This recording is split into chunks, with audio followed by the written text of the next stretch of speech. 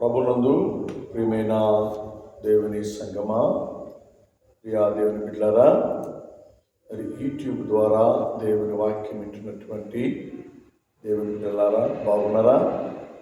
దేవుని మహాకృపను బట్టి పురాతన కాలంలో మరి ఈ రీతిగా మనము దేవుని పరీక్షల్లో పాల్గొనడానికి దేవుడిచ్చిన ఈ మంచి సమయాన్ని బట్టి దేవాతి దేవునికి వందనాలు, స్తోత్రాలు చెల్లిస్తూ ఉన్నాను.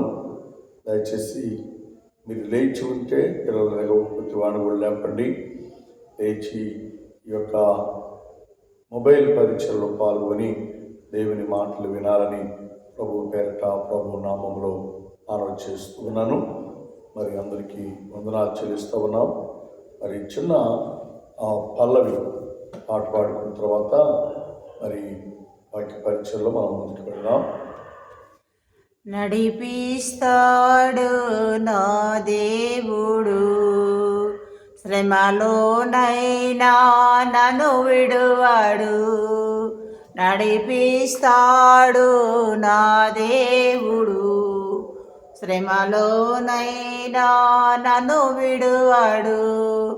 అడుగులు తొడబడిన అలసటపై పడిన, అడుగులు తొడబడిన అలసటపై పడిన, చేయి పట్టి ఎన్నొదటి చక్కని ఆలోచన చెప్పి, చేయి పట్టి ఎన్నొదటి చక్కని ఆలోచన చెప్పి నడిపిస్తాడు నా దేవుడు. శ్రమలోనైనా నన్ను విడువడు. కష్టాల కొల్లెమెలో కాల్చివేసిన, శోకాలుగా ఉండెను చేల్చివేసిన, కష్టాల కొల్లెమెలో కాల్చివేసిన, శోకాలుగా ఉండెను చేల్చివేసిన, తన చిత్తం నెరవేర్చుతాడు. గమ్యం వరకు నన్ను చేర్చుతాడు. తన చిత్తం నెరవేర్చుతాడు. గమ్యం వరకు నన్ను చేర్చుతాడు. నడిపిస్తాడు నా దేవుడు, శ్రమలోనైనా నన్ను విడువడు. హల్లెలూయా. దేవునికి మహిమ కలుగును గాక. పిల్లరా, మరి దేవుని మహాకృపను బట్టి మరి గత కొన్ని రోజుల నుండి అపోస్తలుడైన పౌలు గారు రాసినటువంటి ఎఫెసీ రాసిన పత్రిక 5వ అధ్యాయం మరి మొదటి వచనంలో శ్రేష్టమైన మాటను దేవుడు మనకు జ్ఞాపకం చేస్తూ మాట్లాడుతూ ఉన్నాడు. పిల్లరా, కావున ప్రియులైన పిల్లల వలె దేవుని పోలి నడవండి అని దేవుని వాక్యము ద్వారా దేవుడు మనకు గత కొన్ని దినాల నుంచి దేవుడు మనతో మాట్లాడుతున్నాడు. మనము దేవుని పోలి నడవాలని దేవుడు ఎంతగానో ఆశపడుతున్నాడు. మనం ఆయన్ని పోలి నడవాలి, ఆయన పోలి జీవించాలి. బాబు, మరి నిజంగా తల్లిదండ్రులు పిల్లల దగ్గర నుండి కోరుకునేది ఏంటి అంటే, నా పిల్లలు, నా కుమారుడు, నా కుమార్తె మాలాగా నడవాలి, మాలాగా జీవించాలి అని చాలామంది తల్లిదండ్రులు కోరుకుంటూ ఉంటారు. మా కన్నా నీకే అంత ప్రేమ ఉంటే, అలాగా అనుకుంటే మరి నిన్ను నన్ను మనందరిని సృష్టించిన సృష్టికర్త అయిన దేవుడు ఎంతగా కోరుకుంటున్నాడు. ఆయన పోలి నడవాలని ఆయన ఇష్టపడుతున్నాడు. ఆయన పోలి నడవటం అనేది పిల్లరా పాప సంబంధమైన జీవితాన్ని విడిచిపెట్టి పరిశుద్ధముగా పవిత్రముగా నడవాలని దేవుడు కోరుకుంటున్నాడు. అలాగ నడిస్తే మనము దీవించబడతాం. అలా నడిస్తే నీ బిడ్డలు దీవించబడతారు. మనమందరము దీవించబడాలని దేవుడు ఈ రీతిగా ఆశపడుతున్నాడు. మనము దేవుని పోలి నడిచేవారముగా మనం ఉండాలని పరిశుద్ధాత్మ దేవుడు ఇష్టపడుతూ ఉన్నాడు. పరిశుద్ధాత్మ దేవుడు కోరుకుంటూ ఉన్నాడు. మనము దేవుని పోలి నడిచే అనుభవాన్ని మనము కలిగి మనము జీవించాలని దేవుని వాక్యము ద్వారా దేవుడు మనకు జ్ఞాపకం చేస్తున్నాడు. మరి సౌలుగా ఉన్నటువంటి దినాల్లో మరి ఎలాగ నడిచాడో, సౌలు పౌలుగా మారిన తర్వాత ఎలాగ నడిచాడో మనం దేవుని వాక్యంలో మనం నేర్చుకున్నాం. అలాగే మరి పేతురు గారు యేసయ్యను చూస్తూ నడిచినప్పుడు ఎలాగ నడిచాడో, తను చూసుకొని నడుస్తున్నప్పుడు ఎలాగ దిగజారిపోయాడో మనం నేర్చుకున్నాం. ఈరోజు కూడా దేవుని వాక్యంలో శ్రేష్టమైన మాటను మనం జ్ఞాపకం చేసుకుందాం.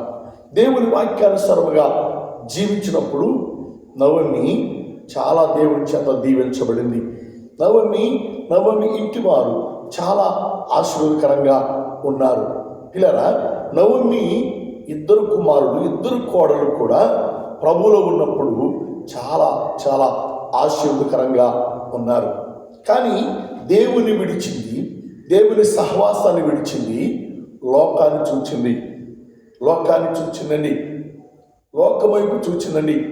లోకం వైపు చూచి అక్కడ బహు సంపాదన ఉంది, బహు రాబడి ఉంది, అక్కడ మంచి భోజనం దొరుకుతుంది, అక్కడ మంచిగా వసతి ఉంది అని పిల్లరా దేవుని యొక్క పట్టణాన్ని, దేవుని యొక్క సన్నిధిని విడిచిపెట్టి మోయాబు దేశానికి వెళ్ళిపోయిందండి. మా బాబు యేసు క్రీస్తులో ఉన్నప్పుడు నవమి యొక్క కోడలు కుమారుడు చాలా దీవెనకరమైనటువంటి జీవితాన్ని జీవించారు. ఎప్పుడైతే దేవుని సహవాసాన్ని కోల్పోయి, దేవుని యొక్క ఆత్మీయ జీవితాన్ని కోల్పోయి, భక్తి జీవితాన్ని కోల్పోయి, విశ్వాస జీవితాన్ని కోల్పోయి, ప్రార్థన సహవాసాన్ని విడిచిపెట్టి, దైవికమైన సహవాసాన్ని విడిచిపెట్టి, సంఘస్థుల యొక్క ప్రేమను విడిచిపెట్టి బాబు మోయాబు దేశానికి వెళ్ళిపోయింది. అక్కడ సమృద్ధి ఉందంట, సమృద్ధి. అందుకని దేవుని వాక్యంలో చక్కని మాట రాయబడింది. విశాల మార్గములు ప్రవేశించేవారు, నడిచేవారు అనేకులు, ఇరుకు మార్గము నడిచేవారు కొందరే పిల్లరా. చాలామంది రోజున విశాల మార్గములు నడవడానికి ప్రయత్నం చేస్తూ ఉన్నారు, విశాల మార్గములను జీవించడానికి ప్రయత్నం చేస్తున్నారు. ఈ మనసే నవమి కూడా కలిగి విశాలమైనటువంటి ప్రదేశానికి కావాలని కోరుకొని మోయాబు దేశానికి వెళ్ళిపోయిందండి. ఎంత భయంకరం. ఈరోజు కూడా చాలామంది నేను దేవుని బిడ్డలము, నేను చర్చికి వెళుతున్నాం అని చెబుతున్నారు. కానీ లోకాన్ని విడిచిపెట్టలా, పాపాన్ని విడిచిపెట్టలా, శరీర కార్యాలు విడిచిపెట్టలేదు, లోక ఆశలు విడిచిపెట్టలేదు, లోక తలంపులు విడిచిపెట్టలేదు. పిల్లరా, చాలామంది నవమి యొక్క ఆలోచన ఉద్దేశాలు కలిగి జీవిస్తూ ఉన్నారు. అలా జీవించకూడదు అని దేవుని వాక్యము ద్వారా దేవుడు ఉదయ కాలంలో జ్ఞాపకం చేస్తూ ఉన్నాడు. బాబు లోకము తట్టు చూచి నడిచింది, లోకం వైపు చూచి నడిచింది, శరీర కార్యముల వైపు చూచి నడిచింది నవమి. కాబట్టి మనం దైవ గ్రంథంలో మనం చూసినట్లయితే, దేవుని యొక్క వాక్యంలో మనం గమనం చేసినట్లయితే, మా బాబు మోయాబు దేవతకు ఇద్దరు కుమారులు బలిగా అయిపోయారు. ఇద్దరు కుమారులు కోల్పోయింది, ఇద్దరు కుమారులు పోగొట్టుకుంది. ఎంత భయంకరం. నువ్వు కూడా లోకం వైపు చూస్తే చాలా నష్టపోతావు, నీ కుటుంబం నష్టపోతుంది, నీ బిడ్డలు నష్టపోతారు, నీ బిడ్డలు నష్టపోతారు అని ఉదయ కాలంలో దేవుని వాక్యము ద్వారా దేవుడు మనకు జ్ఞాపకం చేస్తూ ఉన్నాడు.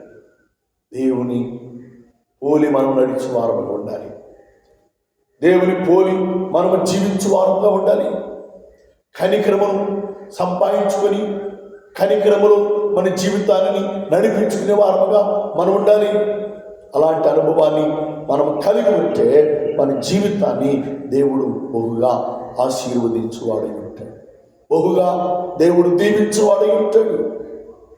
ఎలాంటి అనుభవంలో నీవు ఉన్నావో ఈ పురాతన కాలంలో నువ్వు ఆలోచన చేయాలి అని దేవుని వాక్యం ద్వారా దేవుడు మనకు జ్ఞాపకం చేస్తున్నాడు.